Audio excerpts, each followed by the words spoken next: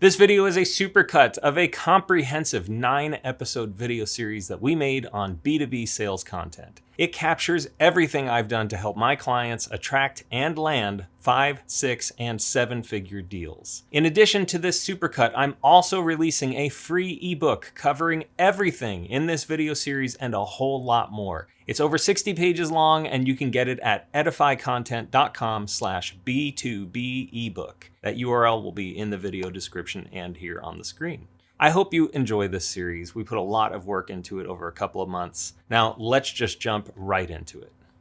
A few years ago, I got a phone call. The guy says, "Hey Anthony, we haven't met before, but I'm the CTO of a data company and our sales team does not understand what they're selling. They've gotten us a couple of big opportunities, which is great, but we don't have a story and we don't know what to pitch." I was like, all right, let's work on this a little. So I asked him, "What are you selling?" And it took him about 60 seconds to explain his product. Then I asked him who the ideal buyer was, and he said, "We're not totally sure. These types of people are typically buying our software." I asked him why he loses deals, and he said, "Well, how much time do you have?" So then I asked, "Well, do you have like an explainer deck?" And he said, "Yeah, but the last time we presented that, the people who saw it said they understood the product even less than before." A lot of work. So I spent the next couple of weeks interviewing product managers, sales teams, developers, and the executive team. And then I delivered this very long document that brought together everything that I'd learned from those interviews. It was probably 50 or 60 pages long, answering every possible question about their product, including who's buying it and why, what the typical budgets look like, what the sales objections are, and I provided a small pile of one-pager explainers for the most important topics. Well, a couple weeks later, I got another call from the same CTO, and this time he said, "Hey Anthony, that sales playbook you put together just helped us win a big 7-figure deal. I just want to give you an update and thank you for that." And that's when I realized I should probably start getting paid for performance instead of on deliverables. But the moral of this story isn't so much that content can help you win deals. It's that you will absolutely lose deals without it. And good luck if your sales team doesn't fully understand what they're selling, which is not an uncommon problem. And in fact, I've even led workshops where entire leadership teams didn't even agree on what they were selling or to whom. Now, if your sales team doesn't have the right content to align around for the right stories and messages and processes, they're just walking into conversations with buyers who already Googled their way through your competition. They've read the docs, they've talked to their friends, and they've probably formed some opinions before your AE ever jumped on a call with them. So the first content asset that you need isn't really flashy. It doesn't generate leads. It doesn't rank on Google. It's an internal document that is so foundational that if you skip it, none of the other content in this series will really matter. It's called the Sales Playbook. Now, before we jump into what that really is, I just want to share that this is the first video in an 8-part series about B2B sales content. I might add more videos along the way, but for right now, we've got 8 videos planned, each of which will cover a variety of B2B content types and how to use them. All right, with that said, let's get back into sales playbooks. A sales playbook is not a script. It's not just some PDF with boilerplate personas and canned discovery questions, which I see pretty regularly. It's also not a Notion doc that nobody reads.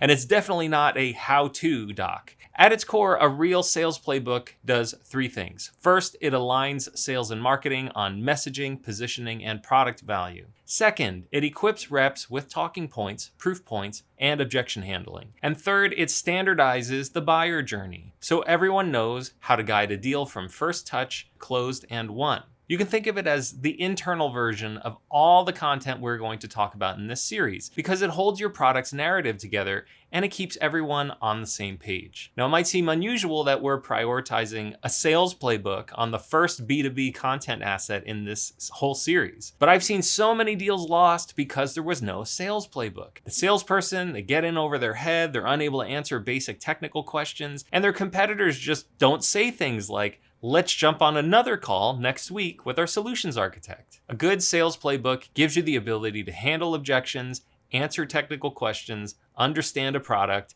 and guide the overall flow of conversations and buyer journeys. So now that we know why it's so important, let's talk about what goes into a playbook. Now, the good news is format doesn't matter at all. You can do it in PowerPoint, Notion, Google Docs, whatever you want. Do what works best for you, your company, your sales team, and anyone who influences the conversion of prospects. What does matter is what's inside the playbook. Now, at minimum, it should include core messaging, like what problems you solve, for whom, and why right now. Positioning statements that show how you're different from alternatives. Buyer personas that aren't just fluffy, ChatGPT bios, but rather how each persona sees value and risk. Common objections and responses, like real ones, not just theoretical ones that you might think of in a meeting. You want key use cases and success stories framed for relevance to different buyers. You want proof points like metrics, quotes, outcomes, things that build confidence for the buyer. And you want to have a breakdown of deal stages and next step plays. This way you can know what content or action is appropriate for each stage of the sales conversation. Now you can also have these other helpful things like demo scripts and guidelines, discovery question libraries, competitive battle cards, and pricing rationale. For example, this didn't end up in a sales playbook, but I recently talked to an engineer who was building this whole demo script where he automated this year-long third-party risk monitoring process into like a 5-minute task. And I told him, as impressive as the demo was, no prospect is ever going to look at their work, like a 1-year process, as a 5-minute automation task. So if you don't have a realistic demo that reflects how people work, they won't believe that you even know what you're doing, even if you can demonstrate that you've solved all of their problems. These kinds of perspectives need to be part of a sales playbook. That way, anyone who does a demo is aware that the person they're selling to has to do this stuff over the course of a year. So here's a pro tip. If you find yourself or your reps improvising through any sales conversations, then your sales book is incomplete. That's just all there is to it. Everything should be in there. Every objection, every question. And if it isn't, right after that call, go talk to whoever owns the sales playbook and get it updated. Now let's talk about how sales playbooks should be used. The best sales playbooks are living documents. They evolve with your product. They reflect what your top reps are actually saying and hearing in real sales conversations. And they should be used every day in real life, not just on day one of onboarding. Here's what it looks like when you have a good sales playbook. A rep will prep for a call by reviewing persona-specific objections and talking points. A marketer might update the website with new messaging after a pricing change. A sales enablement manager might run a monthly session using examples from the playbook. Or a new rep might bookmark the playbook because it actually helps them close deals on a regular basis. Here's another pro tip. If your sales playbook is not being used regularly, then that's a good sign that it's too long, too generic, or too outdated. Or maybe it's just useless. You need to think of it as an internal product that people want to use, that has a user experience, that is designed, that's easy to navigate. You have to maintain it. You have to work on it regularly because it keeps your sales operations running. And that means you have to stay on top of it. You have to manage your sales playbook. It is a living piece of content. It is the connective tissue between your product, your positioning, and your people. If your reps aren't aligned, a case study is not going to save a deal. If you don't understand how to tell your story, what good is a one-pager going to do? If you can't explain your product in a way that resonates with the buyer, why would you give them a white paper? It just doesn't make sense. A good playbook makes sure that the rest of your content gets used in the right way, at the right time, and for the right reason. It's also a sort of cheat code for onboarding new reps or enabling partner sales and avoiding the classic every deal is custom trap that kills your ability to scale. You don't need your sales playbook to be perfect. You don't need it to do anything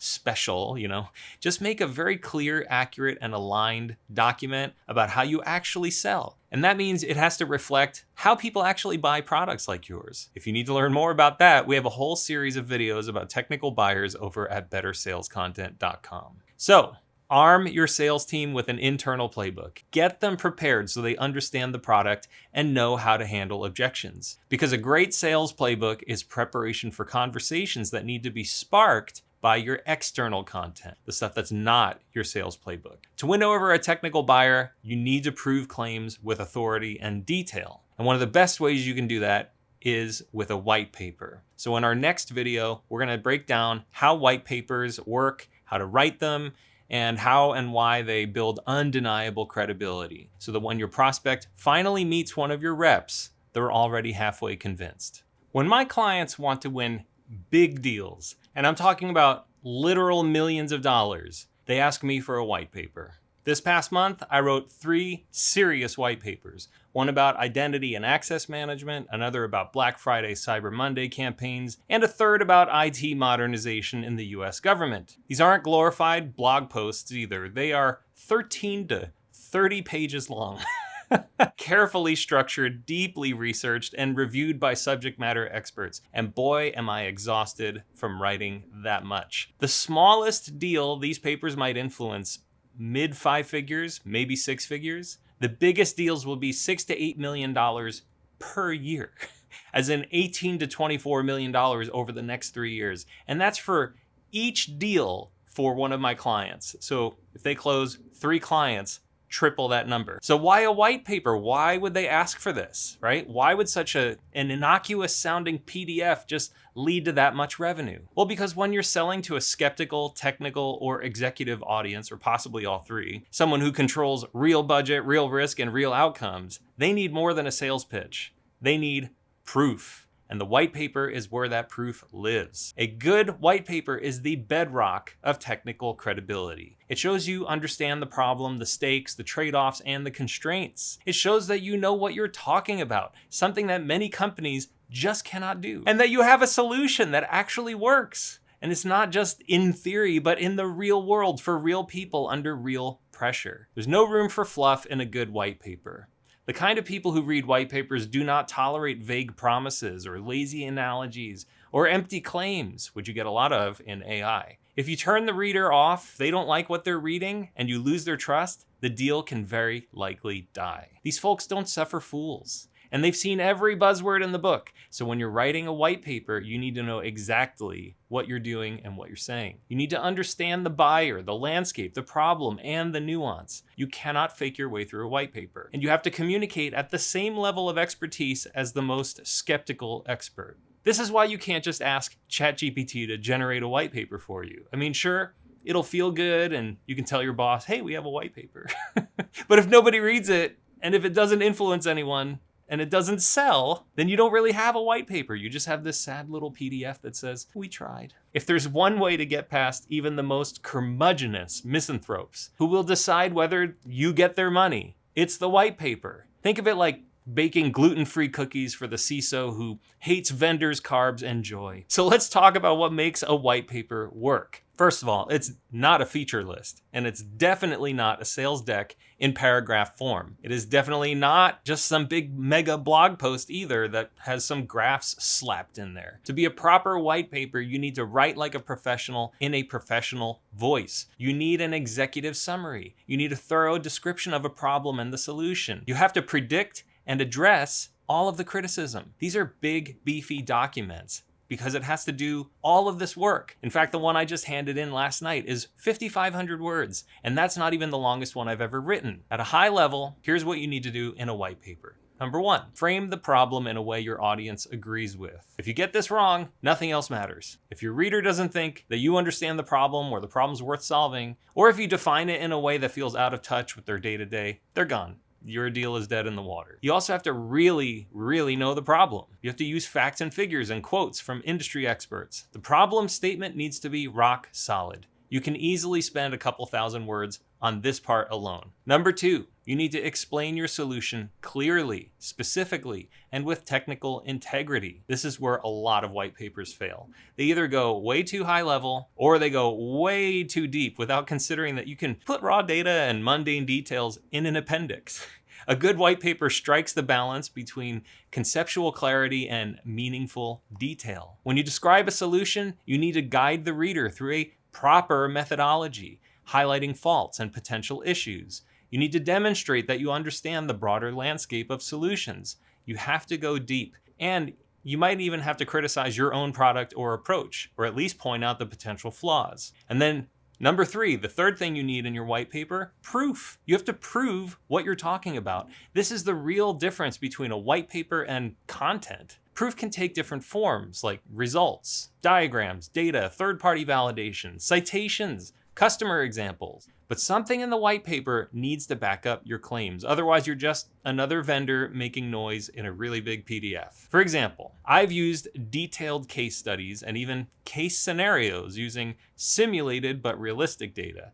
I've used graphs, charts, customer quotes, expert quotes, criticism, you name it, I have used it as part of the proof in a white paper. Proof ain't easy. A white paper will just fall apart without proof. You need proof. Yes, design matters, like the way the PDF looks and feels, but the content is really on display here. So you don't want your white paper to be this huge, boring wall of text. It has to provide a good user experience, just like anything else. You have to make sure it doesn't look like a ransom note because nobody's going to read it.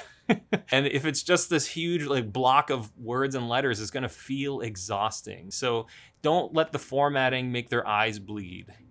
Use good design practices. Even though good design can't save bad content, it can certainly help. All right, by now you might be thinking that a white paper sounds kind of like a scientific paper, and that's actually not too far from the truth. You have to have a control group, which is basically the problem, and then the thesis. You've got something to prove, a claim. So you run your experiment, you show your data, and prove that your thesis was correct. Except instead of getting peer reviewed and praised by, academics for your results, you get questioned by buyers, and if you pass muster, there's a lot of money on the other end of the rainbow, right? So white papers, they're definitely some of the most difficult content you can write, which is why they're so expensive to commission. At this point in my career, I don't think I'd write a white paper for less than $5,000. A friend of mine sells white papers for $30,000 to $40,000, but he has access to a lot of interesting first-party data. And some of my clients have paid other well-known third parties like MIT or Gartner for white papers that cost $100,000 to $300,000, and I'm sure they've paid even more. If you can get a trustworthy logo to back your paper, you're practically guaranteed to win six figures on any deal. It's like they say about IBM. Nobody ever got fired for hiring IBM.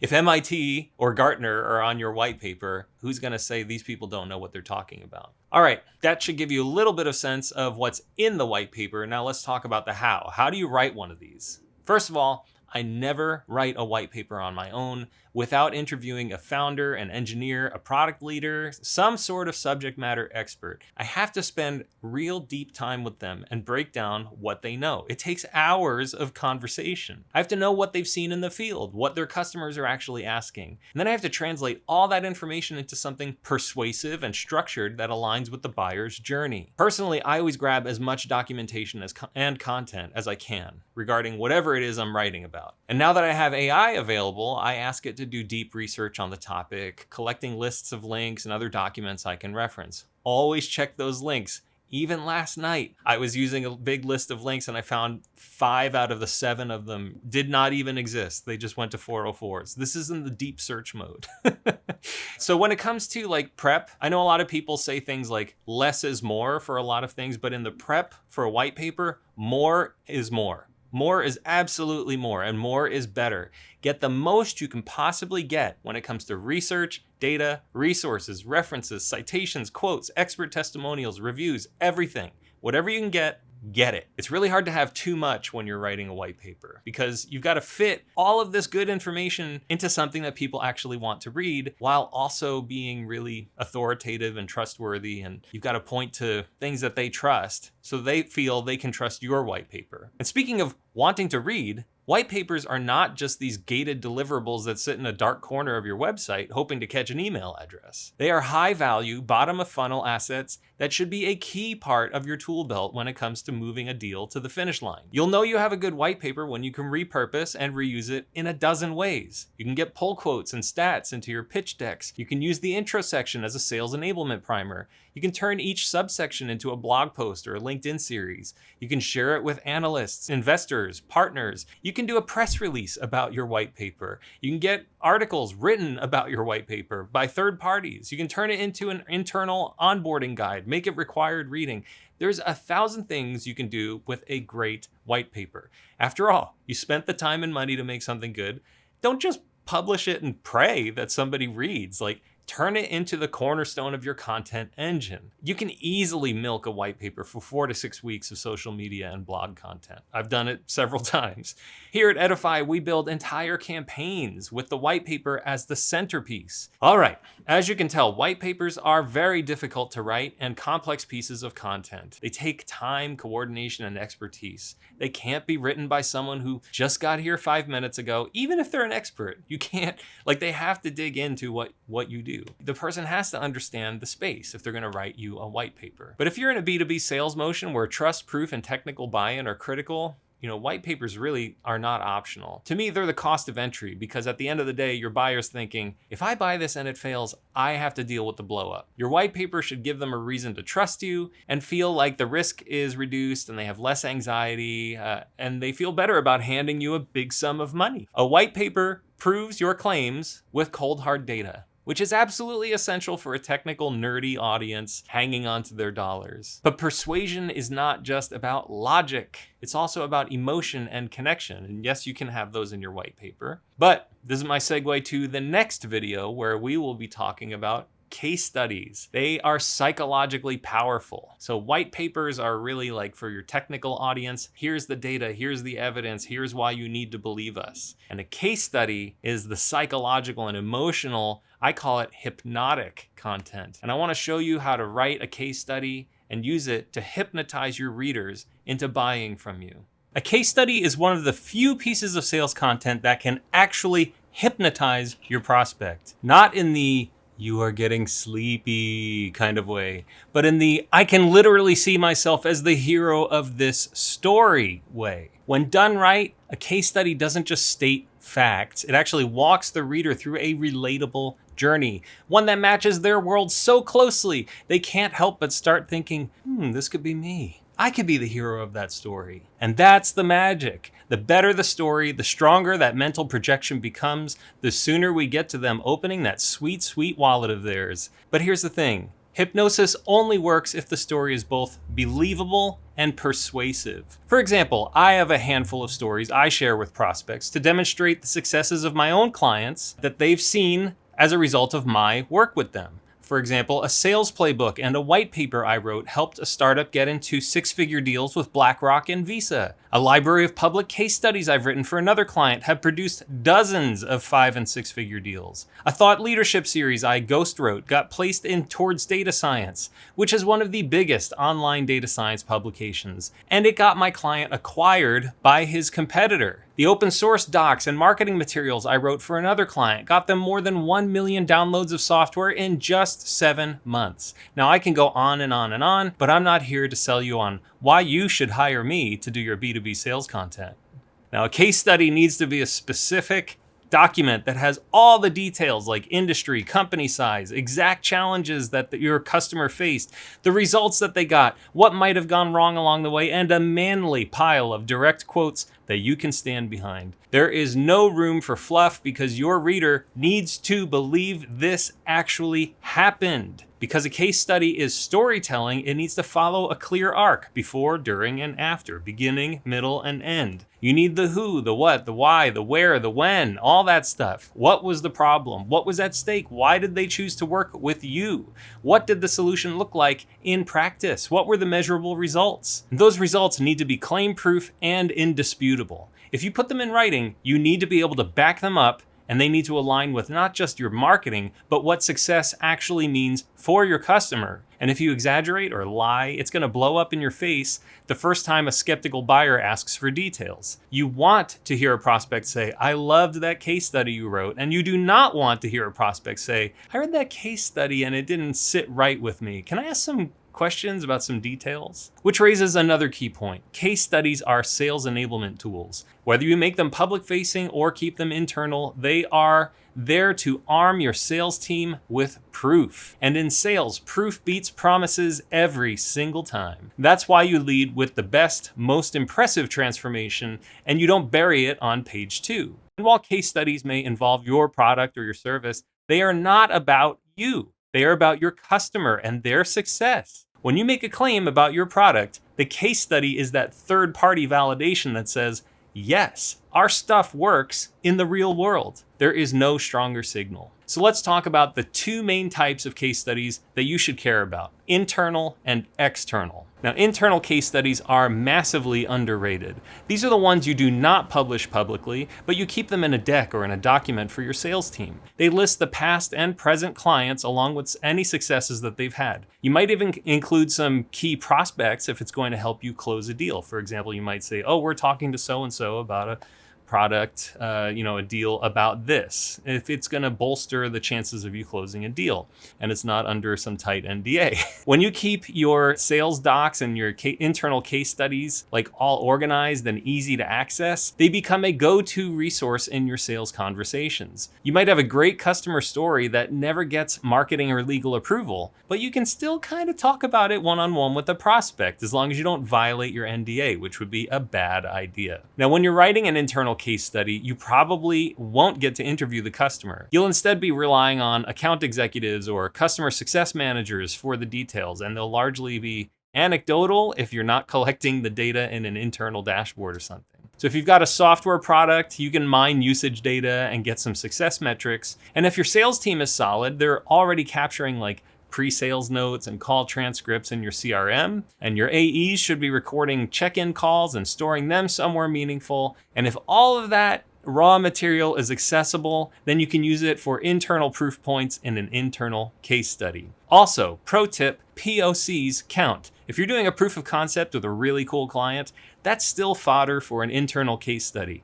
Don't discount it because they're not a full-fledged customer or something like that. All right, now let's talk about external case studies. These are the ones you publish and promote in the public. Prospects love them and they just can't get enough because they are probably the number one piece of content that's used to convince prospects. In fact, it's probably the thing I'm asked to create for my clients more than anything else. Whether you're doing big deal sizes or small ones, it doesn't matter because you can't beat a well-written case study for speeding up a sale. Now, the trick with external case studies is getting your customers permission to write and publish. This can be the hardest part. I've had my clients' customers happily do interviews, but they bail at the last minute before we publish it.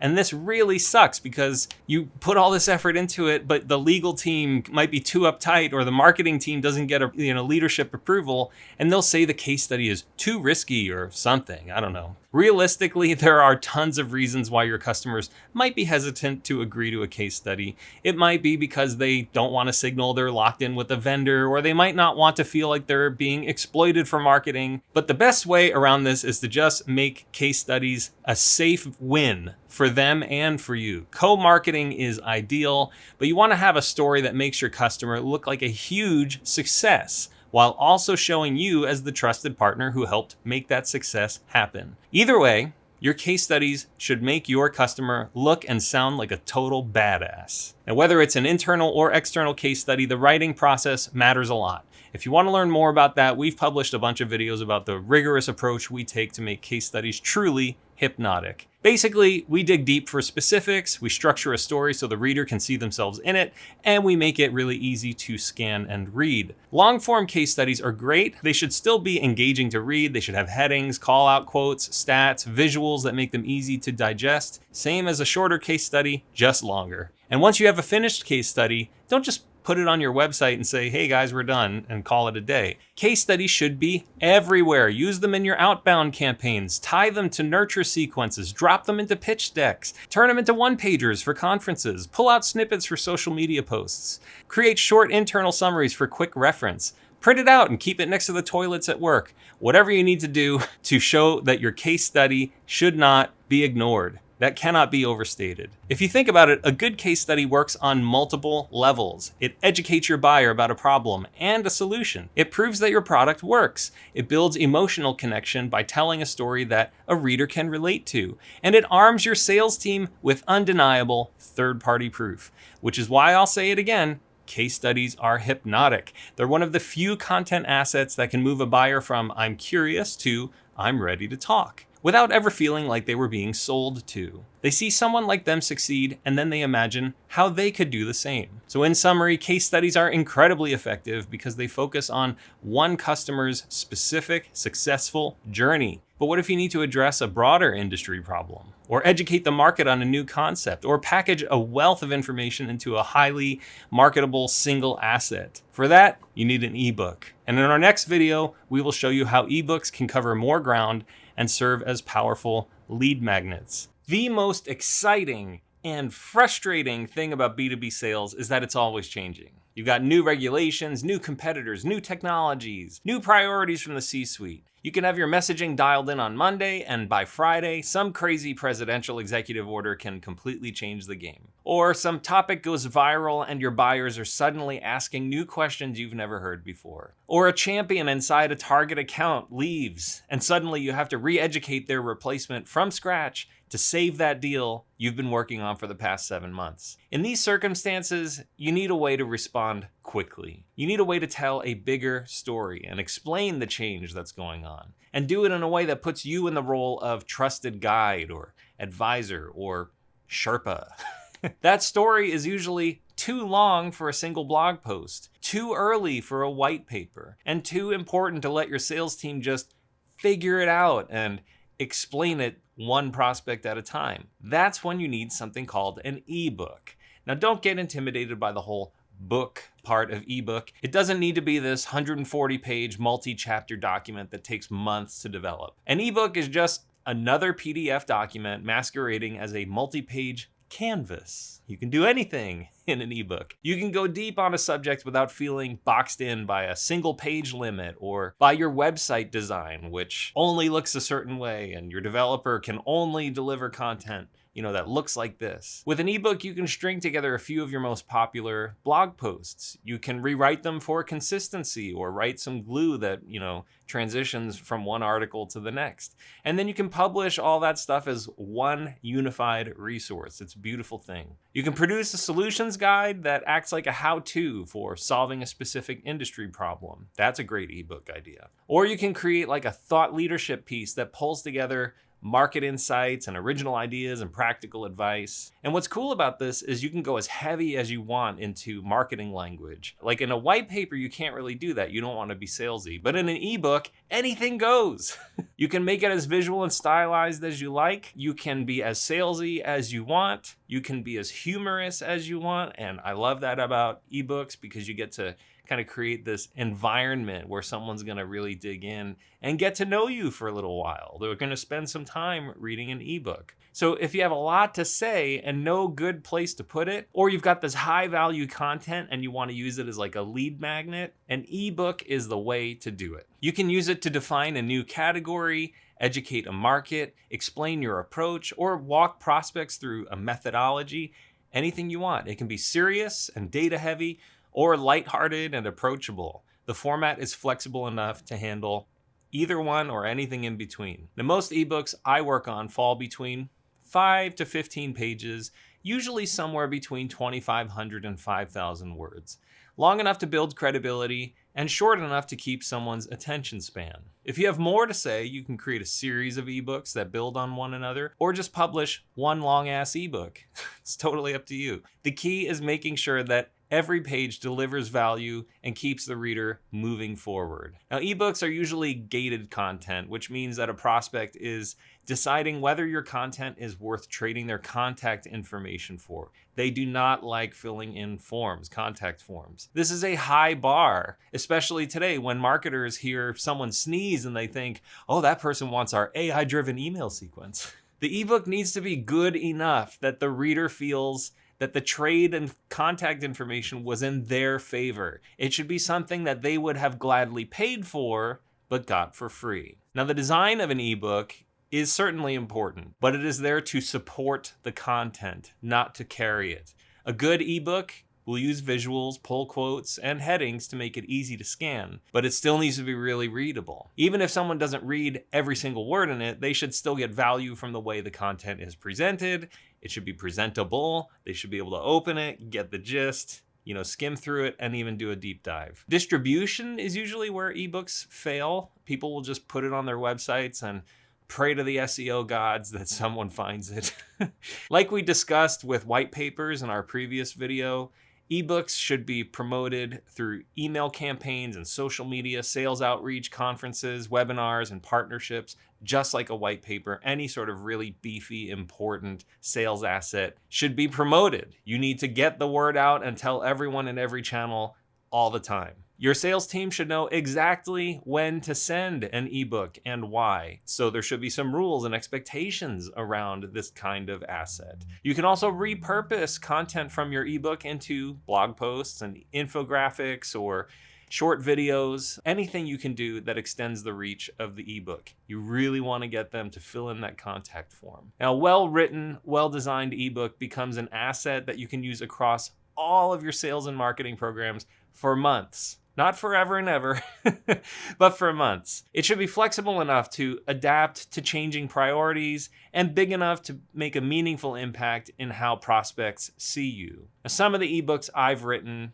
include a data science guide to Black Friday and Cyber Monday shopping, a framework for software attack surface management of like virtual machines and Docker images, data centralization practices for companies looking to do generative AI, how financial services companies should approach data integration, and like blockers for developing a data-driven culture. So as you can see, these are kind of big technical topics, but they're light enough that non-technical readers could get something out of them. And that's how I write them. I make my ebooks really approachable because usually it's like a director level or above that's going to read an ebook and you want them to share it with their peers. Now, when it comes to actually writing the ebook and what those look like from a structural standpoint, I generally, get a title that's got a big topic, and then I'll figure out what are 2 to 4 big pillars that hold that topic up, subtopics that are all related to the one big idea. And when I say big idea, it doesn't have to be like a thesis or, you're not promoting a methodology, although you could, but the purpose of it is, you want to cover one big topic and then get 2 to 4 big ideas in there that really substantiate what it is that you're trying to communicate. So usually I'll start an ebook with, let's say, like the blockers, the data culture. What is a data-driven culture? What does it look like? What are the benefits? How do you know if you have one? How do you know if you're on the way to one? How do you know that you're on the wrong track? These kinds of things. And then, I'll tee up the big topics of the ebook. So this is a blocker and that's a blocker and this other thing's a blocker. And then I'll summarize all of it with like a CTA-driven conclusion because you can be as forthcoming about marketing and sales as you want, but usually I'm not leading them to a solution, although sometimes we do that in an ebook. Usually it's like, look at what an expert we are about this problem. An ebook is a great way to build credibility. And I like to keep them simple and straightforward. I also love writing them, and I would love to write one for you too. If that's something you think you need, just reach out, send me an email or leave a comment or something like that. Anyway, ebooks are fantastic for taking a deep dive into a broad topic. And they're great because, like I said, they can be 5 to 10, 15 pages. They look substantial. You can pack a lot of value into it, and that's awesome. But sometimes your prospect doesn't need a deep dive, which gets into the topic of our next video. When people just need a quick, targeted answer to a very specific question, which you might have even answered in your ebook, but they don't have the time to read it. They don't want to jump to page 9, read the 3rd paragraph in. In those cases, you need like a mini sales pitch that people can digest in minutes and easily share with their team. And that is the job of the one-pager. One-pagers are the crack cocaine of B2B sales content. No, they're the espresso shot of B2B sales content. Short, strong, and designed to give someone exactly what they need to decide whether they want more. Imagine someone coming up to you and saying, I'm okay talking to you for 30 seconds, actually 10 seconds, but then I'm most likely going to want to leave. Now, you don't want to hand that person an extensive, detail-oriented white paper. No, you want to hand them a one-pager. You see this happen all the time at conferences with these one-pagers that can either be throwaway paper treated like a placemat, or an I'll fold this in half and put it in my backpack to review when I get back home kind of thing. One pager is like a mini sales pitch without the awkwardness, pressure, and weird icebreakers. Now, a good one pager answers the specific and important questions a prospect has when they're considering buying from you for the first time, or when they're getting serious and need something quick to circulate internally. They want to know things like, what do you do? Who do you do it for? Why is it valuable? How does it work? And most importantly, why should they keep interacting with you? Now, the beauty of a one-pager is in the constraint. You only have a single page to work with. Actually, one pager is a bit of a misnomer because it's actually 2 pages on one sheet of paper, front and back. So you get a single double-sided sheet of paper to work with. Twice the space of a one pager. Regardless, that means there's no room for marketing fluff or filler. There's no nice to have sections. Everything on the page has to earn its spot. Like I said, it's the crack cocaine of B2B sales content, so the headline needs to hit instantly. The body content should be broken into easy to scan sections. The visuals, they need to help, but without distracting. So this isn't the place to test your new AI generated clip art collection. Now, there are a few common types of one-pagers that consistently work. Product one-pagers, which explain what your solution is, what problems it solves, and how it works. Industry-specific one-pagers that show how your solution applies to a certain vertical or a use case. Campaign or event one-pagers that support a specific initiative like a new product launch or a trade show. Pain point-specific one-pagers. They should twist the knife in somebody's side and make them remember the pain they're dealing with and that your solution is the cure. And comparison or competitive one-pagers, which demonstrate how your solution is better than your competitors, with like a feature comparison chart with green check marks and red X's and some compelling statistics. Now, when I create a one-pager, I start by asking, what do we want the reader to think when they read this? In many cases, it's as simple as, they should be thinking this is a great looking one-pager that gives them valuable information in a quick and easy format. And then I'll ask myself, what do we want the reader to do after seeing this one-pager? Maybe they want to book a demo or share the one-pager with procurement or get their CTO's attention. That goal drives everything else about the one-pager, like what goes in, what gets cut, and how it's presented. In other words, if it doesn't serve the goal of the one-pager, cut it out. Like, just don't include it. You have to be vigilant when you're writing a one-pager. Now, design plays a huge role here, especially since most one-pagers are just downloadable and printable PDFs. A good one-pager is clean, visually balanced, and branded. It'll have key stats, quotes, or outcomes, and those should get prominent visual priority. Any visuals you use on a one-pager should make your concepts clearer and not just prettier. White space is your friend because it keeps the content approachable instead of feeling like you're reading the back of a Lucky Charms box. And like every other asset in this series, because this video is about one-pagers and a series about B2B content, distribution matters. Obviously, you're not going to build an entire campaign around a one-pager, but one-pagers should be in your sales team's hands, ready to attach to an email or drop in a LinkedIn message or to hand out at an event. They can be great conversation starters for cold outreach or reinforcement after a first meeting. They should support campaigns and ongoing sales conversations, not be the center of them. One-pagers aren't the center of, well, pretty much anything because they're quick and easy way to get someone's attention and provide answers to key questions. Now, the best one-pagers are ones that sales reps actually want to use. Recently, I've been writing a lot of one-pagers for sales teams, and they've been incredibly effective. We know they're being shared by people who are receiving them,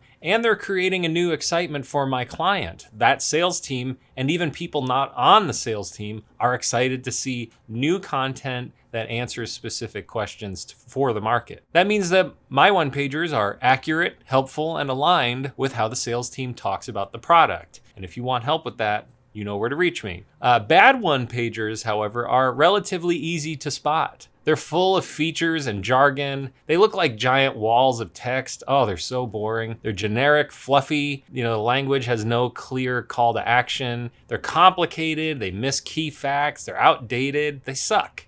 I mean, bad one-pagers are just documents you want to throw away, and they'll just make people sad. And you don't want to make people sad. A one-pager's not supposed to do that. All right, one-pagers are perfect for sparking interest and making a quick, powerful point. But what happens when a prospect is getting serious? They say, hey, I like your one-pager. Then what next? Well, before they buy, they or someone from their technical team will want to know if your product is well supported and well documented. And after they buy, they'll need to know how to use it. That's where product documentation becomes a surprisingly critical sales asset. Product documentation might not be the sexiest part of B2B sales content, but it is one of the most important. And it's the underlying proof that your product or service isn't just some flashy demo, but that it actually works. It's supportable, and there's a clear path for customers to help themselves when they run into questions. A good documentation signals maturity and care for the end user. It shows that your company isn't just figuring things out as they go, but that you've invested the time to think through how real users experience your product. Now, when your documentation is comprehensive and well organized and up to date, it communicates something bigger than just, here's how to use our product. It tells your prospects that you actually give a crap about their long-term success, and that's super important. This matters because buying decisions, especially in B2B, aren't only about features or price. They're actually about confidence. A prospect weighing whether to sign that six-figure contract is asking themselves, will we be able to make this work after the sales team steps away? If you can hand them robust product documentation during the sales process, you're answering that question before it's even asked. For example, when I was running global dev and support teams for a large corporation, I needed to assure my business leaders that my team in Sri Lanka could take care of the same problems as my teams in the US, because we had solid documentation that both teams could follow. Each team followed the same steps for problem identification and resolution. And this is what B2B buyers want from your product, because they don't want to be awakened at 2 a.m. when your system goes down. Now, high quality documentation also reduces the risk perception for your buyer. So in their mind, bad or missing documentation often means a post-sale support nightmare. They imagine weeks of waiting for ticket responses and long back and forth emails, all this wasted time on calls to troubleshoot. In contrast, when they see that you have a searchable, intuitive, clearly written knowledge base or a user guide, they know they won't be left stranded. That sense of self-sufficiency is a huge selling point, even if your prospect doesn't consciously articulate it. So from a sales enablement standpoint, having your product documentation in the mix can accelerate your deals.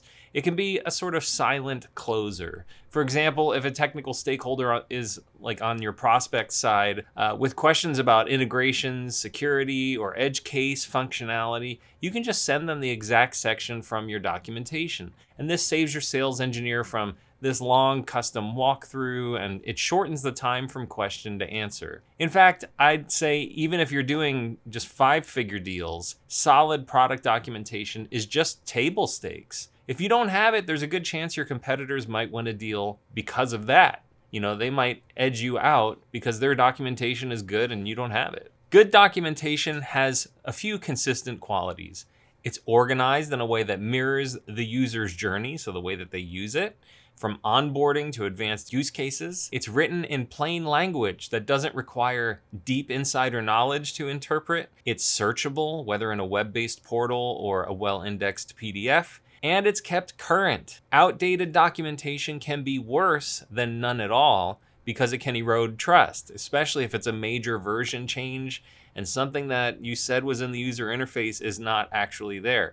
Then suddenly they're questioning whether any of your documentation is accurate. It's also worth considering that your product documentation is often the first post-sale experience that your prospect gets, even before they've signed the contract in some cases. Just sending them a link to your public-facing knowledge base or your user guide is a way of saying, hey, this is how we treat our customers. And if you've got clear, helpful, and thoughtfully designed documentation, that impression makes a big difference. Internally, documentation discipline is a reflection of operational discipline. If your company can maintain accurate, well-structured product docs, it's a sign that you likely have similar rigor in your support processes, your release cycles, and your QA standards. Your prospects may not see all of that directly, but they can feel it through the quality of your content. Like when I was running dev teams, I had to train them that their documentation was more than a support cost. It also demonstrated how well they understood the product and the end user and the problems that people are trying to solve. We don't just make software for no reason. People pay for it for a reason. And you need to understand that when you're delivering a product to market. So in the end, product documentation is a tool for B2B sales, whether you think about it or not. It builds trust, lowers perceived risk, and demonstrates that you've thought about the customer experience from start to finish. And when you can put that kind of a proof in front of a buyer, you're selling them on what your product can do today, and you're giving them confidence in what you'll be able to do for them tomorrow. Now, if you haven't reviewed your documentation lately, and I don't blame you, now is the time. There is never a better time than right now to make sure your docs are in order. Make sure it's part of your sales content library, ready to send when the moment calls for it. Make sure you know the documentation. You know where to find the information that a prospect needs. So you can just go, oh yeah, I'll get that right away to you. Your future customers will thank you, and your sales cycle will likely be shorter because of it. So let's say you're near the end of your sales cycle and your prospect is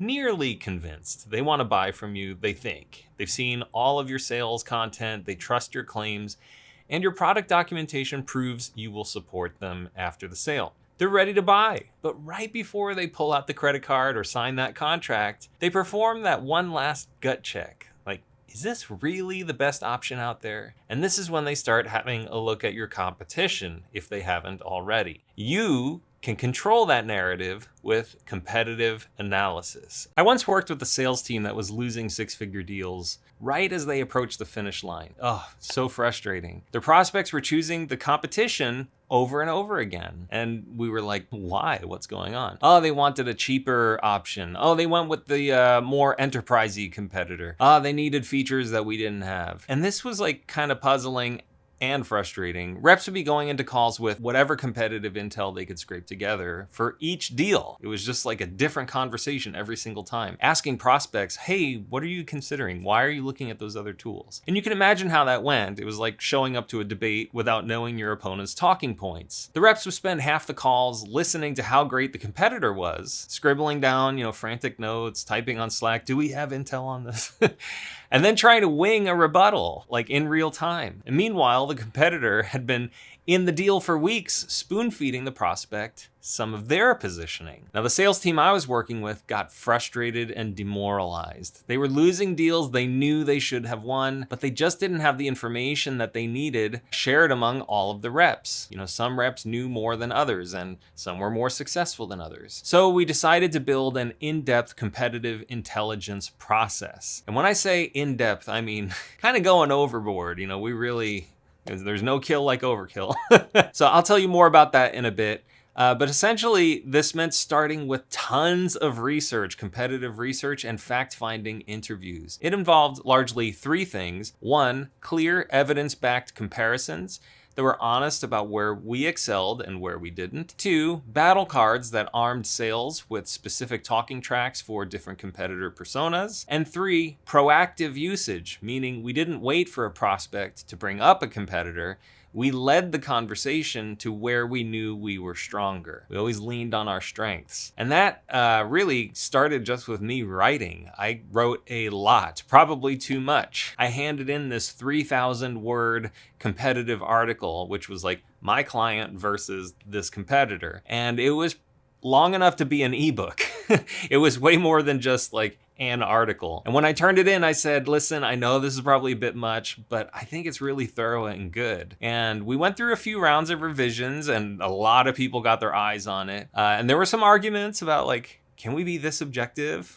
Can we talk about our shortcomings this publicly? And, ultimately they decided to be honest, objective, and humble, and they published the very long, objective, competitive article. And the difference was dramatic right away. The reps stopped sounding defensive on calls and started sounding like trusted and informed advisors. They were able to say, yeah, competitor X has that feature, but here's why customers in your industry still choose us. And that shift from reaction to proaction shortened our sales cycles and increased win rates. Now, the first article that I wrote shot to #1 on Google right away. It was awesome to see, for several important keywords. And then I wrote several more. They were between like 3,500 and 5,000 words. All these articles shot to #1, and the feedback was pretty incredible. People were sharing these things on Reddit and social media, talking about how objective they were, picking apart facts, seeing if they could nitpick anything. And it was fantastic to see such a level of interest. And then it completely changed my clients' win-loss numbers. Like, they started winning deals. They were leaning on these articles and getting incredible feedback from their prospects, which was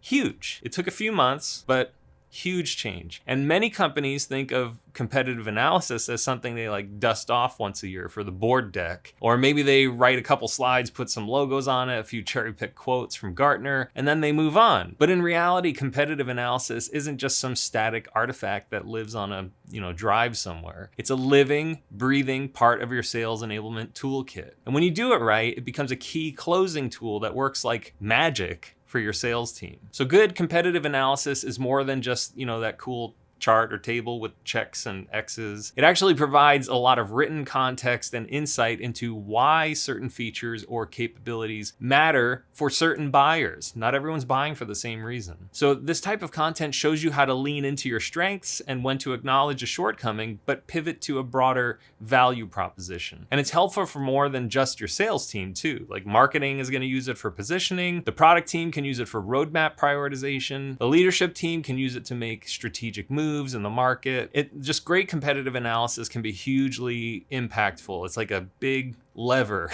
You can move anything with this kind of article. And here's what it should include. Like I said, the competitive matrix. You want to make sure it's honest and accurate, and you want to have all the features listed in rows, but you want to describe them in ways that don't insult the buyer's intelligence. Like, know who you're writing for, know what they are looking for, and really include those features. You want to have scenario-based positioning. So that's like guidance for how to respond when a competitor is better in one area but worse in another. You don't want to obviously have a competitive article that's all about how the competition is better.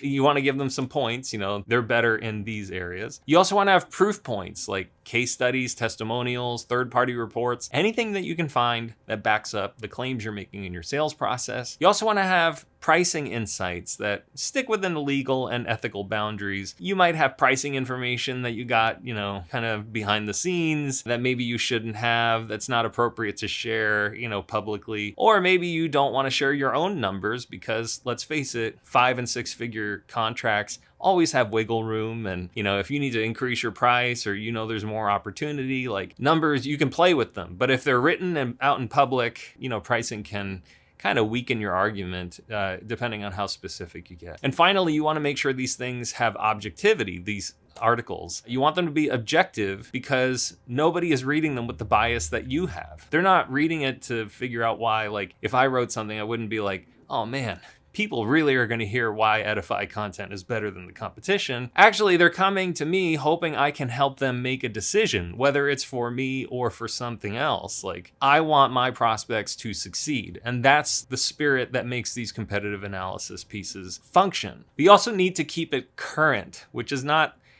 it's not something you can do, at the start. Obviously, you want it to be current at that point, but outdated competitive content can do more harm than good. So you need to keep this thing constantly updated. If your battle card says like competitor Y doesn't have feature Z and they launched it last quarter, well, you've lost some credibility because the reader is going to go, well, if they're wrong about this, what else are they wrong about? In addition to staying on top of your competition, you also want to include real-world feedback from the field. So sales teams, they should be your eyes and ears and feeding back content about what they hear in the market. So your enablement team, hopefully Edify content, can update those materials in near real time for you. And finally, let's address the sort of elephant in the room. Competitive analysis can feel a little bit icky, dirty to some teams. Like, I don't want to write about the competitor. I don't want to learn all about them. People worry about crossing lines or being seen as negative. You don't want to trash the competition because if you do, you're actually trashing the prospect who's considering the competition. It would be like saying, if you don't have Edify content writing your B2B sales content, and you're going with this competitor, like, you need your head examined. It's kind of insulting. What you want is your prospect to feel like, oh, Edify has my best interests at heart, and they want to help me make a good decision. So you need to help your buyer make an informed decision based on what matters to them, what they care about. After they read your competitive analysis, you want them to feel good about their decision, even if they don't go with you. And when you do it respectfully and accurately, your competitive analysis actually builds trust instead of eroding it. And you never know, by the time they go to sign that contract, there could be something that makes the whole deal fall apart, and then they might come back to you and ask for a deal. Or working with the competition doesn't go so well for the first couple of months, and then they come back to you later. So you always want to be respectful, not just to nurture the lead or the prospect, but your content is like a way of showing respect to them. So strong competitive analysis content allows your sales team to walk into any deal knowing exactly where they stand and how to position themselves for a win. They don't need to scramble mid-call or make vague promises they can't back up, because they feel confident, they're prepared, and they're using content to guide the conversation instead of just playing catch up and, responding to accusations or, odd questions about what you may or may not offer. Because at the end of the day, competitive analysis is just about one thing. You want to control a narrative before someone else does it for you. You want someone to feel like, hey, I look at the world the way that you do, and I want to continue, talking to you and eventually do business with you. All right, that covers the core assets. Like, this is kind of the last video in the series, although we have a couple more videos in this series. But in terms of like the core assets of what will guide a buyer from awareness to decision, I think we've covered everything. That now we need to think about, how do people actually find all of this content that you're producing, like white papers and case studies and competitive analysis, in the first place? And all of that comes down to foundational content that just makes you visible. It's not sales enablement as much as it is just table stakes. And that's blog articles and social media. So in our final video, we will discuss the role of these types of content and tackle the huge debate that every marketer is facing today. Is SEO dead in the age of AI? And sales teams are probably thinking, is SEO content even relevant anymore? So we'll talk about that in the next video. You made it through 7 videos talking about transformative, pipeline-filling B2B sales content. Could there be anything more exciting or better than this? No, I contend there's nothing. Which brings me to the question I get asked more than anything else. What do we do with this content now that we have it? How do we distribute it? It's a very good question, especially if you don't have much budget. The answer is simple and boring: blog articles and social media. Now, I know what you're thinking. Really? Blogs? LinkedIn posts? Twitter threads? For sales content? Yes, believe it or not, blogs and social posts are essential to the success of your sales content. Don't listen to the naysayers telling you that SEO is dead, though you probably need to change your content strategy if you're still doing things the pre-AI way. With the right strategy, you can make anything an invaluable sales tool, even newsletters, TikTok shorts, and Reddit posts. Now, I said, if you don't have much money, blogs and articles are a great way to go. If you do have money, we have a whole package built for that and a whole strategy. So reach out if you want to know more about that, because it can be very effective. Anyway, let me explain what I mean about blogs and articles being sales content. I sell 2 types of content to my clients: cattle content and pet content. Now, pet content is special. Like a pet, you give it a special place in your home, special attention, and you worry if you haven't seen your pet in a day or 2. All of the content, like white papers, case studies, competitive analysis, that we have discussed in this series so far is pet content. Now, cattle content is the opposite. Your cattle is like somewhere out in a field eating grass, storing value, maybe getting fatter for meat, might provide like steak or milk or leather, or if you're vegan, good old friendly bovine companionship. But pets get to live in your house, drink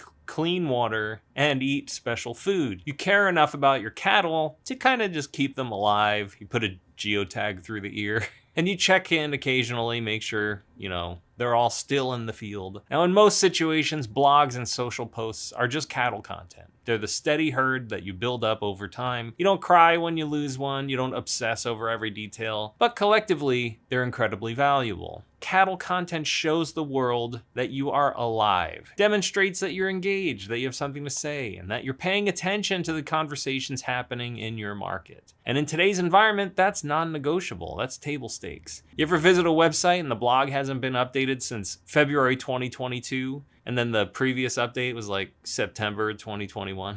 Yeah, you instantly wonder if they're still in business. So I want to make something clear here. Cattle content isn't just low value content. In fact, far from it. It's just different. It accrues value over time, usually slowly over the course of months or years. Every blog post you publish, every social thread you write, every LinkedIn update, it all just stacks up incrementally. Maybe each piece individually doesn't drive a deal across the line, but collectively, they shape perception, keep your name in circulation, and build credibility. And here's the other reason I love blogs and social content. They are where you practice. It's where you learn to write. It's how you speak as a brand and communicate in the market. Your big flagship sales assets, the case studies, the sales playbooks, all that stuff we've talked about, those are about performance, not practice. For example, I've spent many thousands of hours practicing guitar and bass and drums, usually behind closed doors, so that I could be ready for the hundreds of hours that I've spent performing music in public. Cattle content is like practicing,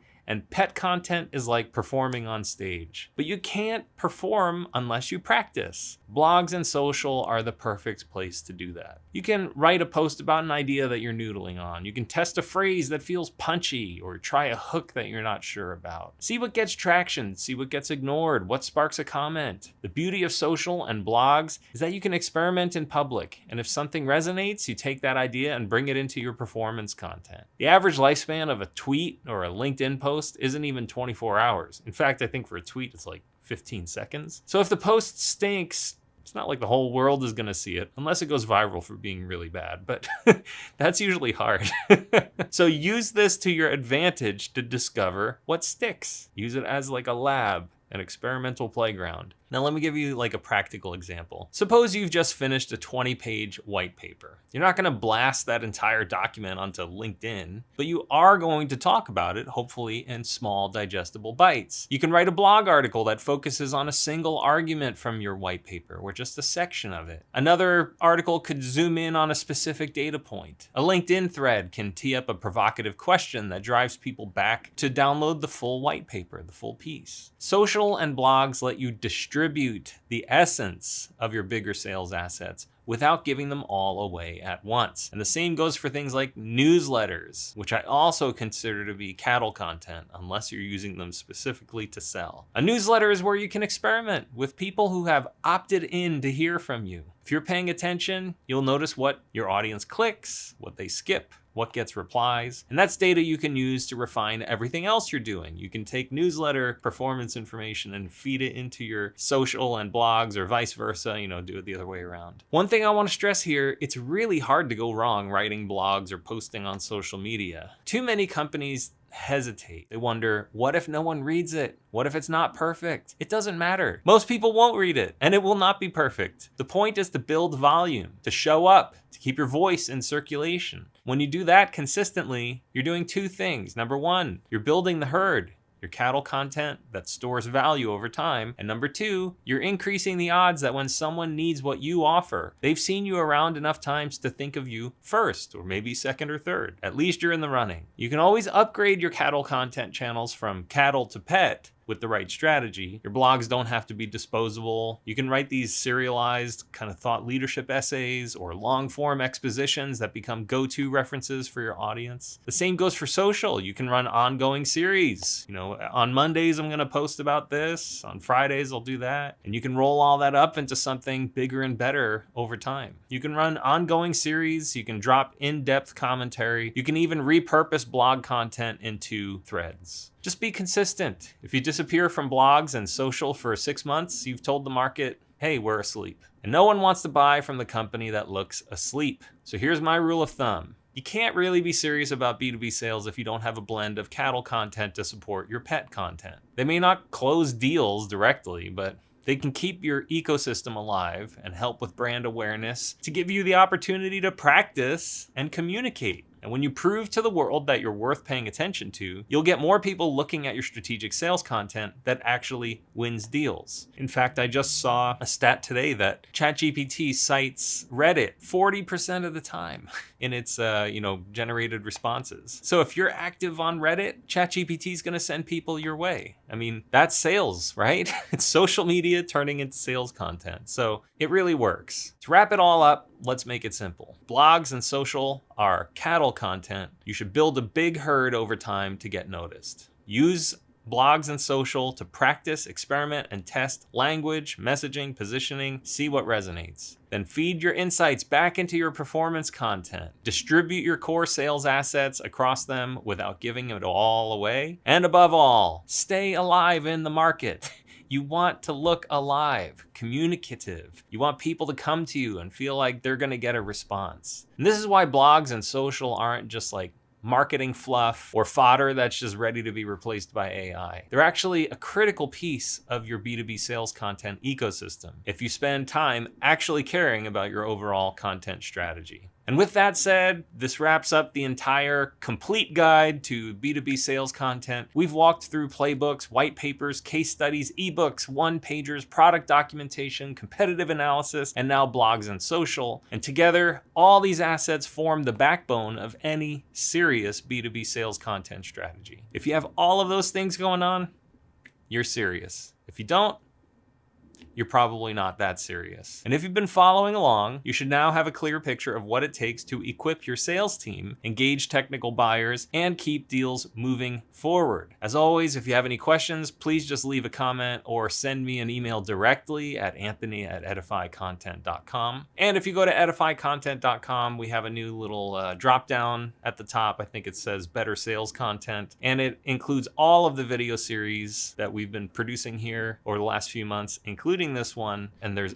hours of free content that I think can really help you out. If you're a B2B marketer and you've produced case studies, white papers, and a dozen other assets, but you still have no idea how they all work together or get you customers, then this video is for you. It's really easy to end up with content that just feels like this big collection of random pieces instead of a system that works for you. You don't want to waste thousands of dollars on content efforts that go nowhere, but that unfortunately happens all the time. In fact, just recently, a technical founder came to me feeling paralyzed and worried about the content they were putting out. So I showed them how to connect all their content into a lead generation engine, and it resulted in a 7-figure pipeline of target accounts in just a few weeks. And today I'm passing that on to you. I'll show you the simple 3-stage funnel that turns your scattered content into a predictable system for attracting, nurturing, and closing deals. If you've been following along, this is the 9th video in our 8-part series on B2B sales content. And if you've been here for any of that time, thank you for watching. We'll have a link to the whole playlist in the video description. We have covered a ton of ground so far, but right now it's just a lot of information, or as I mentioned just moments ago, a collection of random pieces. We need to apply this information and do something useful with it. So let's address what I hear most from prospects and customers. This B2B content stuff sounds great, but where do we start?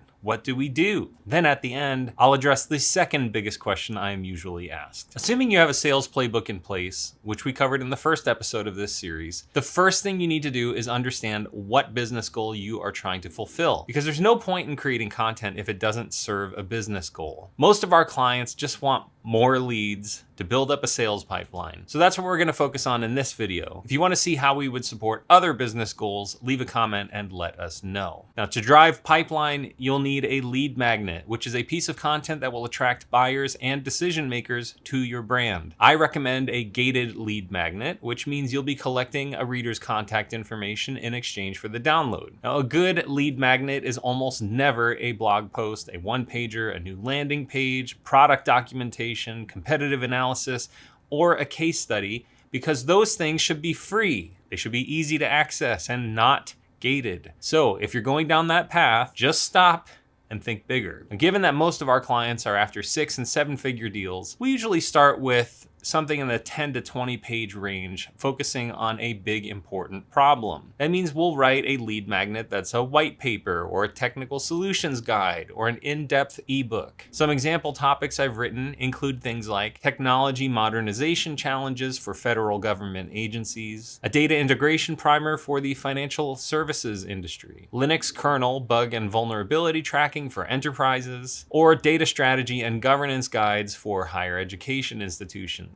Now, this content is typically about big brain topics for executives with challenges that take years to solve. But for smaller 4 or 5-figure deal sizes, I'd recommend something like a 5-ish page ebook focused on either how-to content or thought leadership or some unique first-party research or insights. Some example topics I've written for those deal sizes include how incrementality works across your marketing mix channels, how to navigate licensing changes for large open source software projects, or how to automate account removals from identity and access management systems when people have left your organization. This 5-figure content is typically about helping people in the near term with problems that can be solved in days or weeks. The shorter the problem cycle, the shorter the content should be for your lead magnet. And usually there's a correlation to cost there. No one wants to read 30 pages about a problem they can solve in 5 business days for 10 grand. Another major consideration for your lead magnet is who you're writing to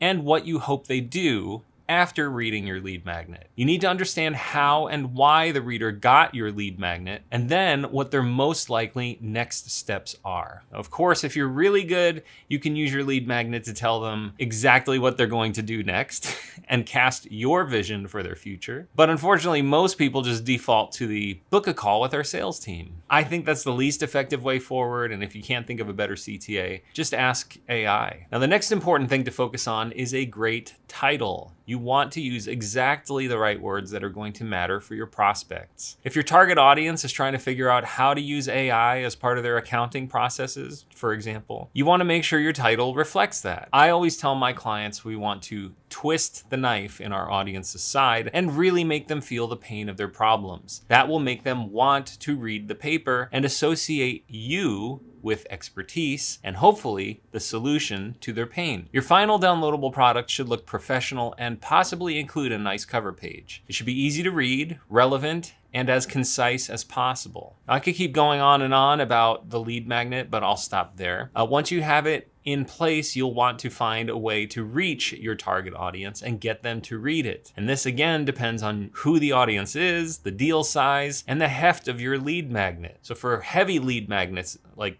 big white papers, you'll absolutely want a well-written, highly targeted landing page with a lead conversion form at the top and the bottom. You want to make it as easy as possible for people to trade their contact information for this lead magnet. Everything surrounding that contact form needs to be clean, compelling, easy to read, and persuasive. Once someone is on your landing page, you really, really want to make it a no-brainer that they need this lead magnet and that it's absolutely worth exchanging an email address, job title, and other professional information. And this begs the question, how do you get people to this lead magnet? There's the trick.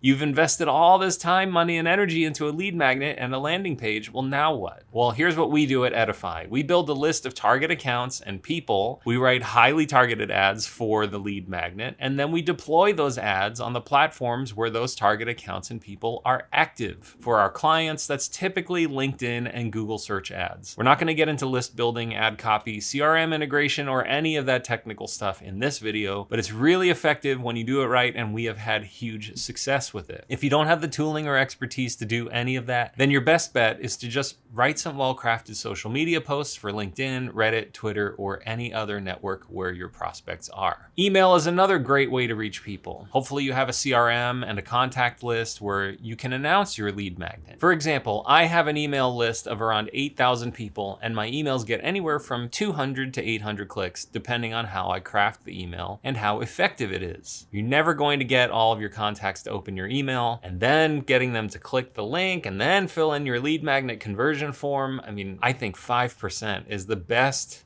you can earn if you're not bribing them with money. Nevertheless, if you can write an exciting or intriguing subject line about your lead magnet, you'll get some traction from that CRM list that's probably sitting there waiting to hear from you. Speaking of email, never underestimate the power of your personal outreach. Send personalized emails to friends and peers. I am always emailing, like my friend Alan, about new stuff I'm doing, and he'll tell me, actually, I think I know someone who needs this. Leverage your network. If this lead magnet is as important as you think it is, your friends who want to see you succeed will like your post, forward your email, and tell others about what you're doing. Now, let's say you've done all of that and you've got some leads coming in. How do you triage them? That's the next big important thing. Well, the first thing I tell my clients is that sales has changed from always be closing to always be helping, and that content is the new discovery call. I support this with research from Gartner, which says around 80% of prospects never want to talk to sales, and they would rather make decisions on their own through research and self-education. So once you have that lead, you need to continue helping them by giving them more high-value content. This is where your case studies, your one-pagers, and other free collateral come in. You can absolutely provide this content without being salesy too, and you won't turn off your prospects if you can pull it off. You can also safely assume that if a lead gave you their contact info in exchange for a lead magnet, they have peers in their organization that are interested in this same information. Or maybe they're working on the same problem that you are trying to sell a solution for. So fire up LinkedIn, look at the lead, see who else they're affiliated with in their organization, and find ways to reach out to them. I usually recommend commenting on LinkedIn posts. It's simple and free. Send these people emails through your CRM or LinkedIn Sales Navigator, and even cold call them. It can't hurt. What's the worst that can happen? All right, now I've given you a lot more information, and there's still plenty more to discuss, but this is the start of an integrated system that we call a lead ops engine, which leads me to the second question I am asked after I talk to prospects about how to use content. Can Edify do this for us?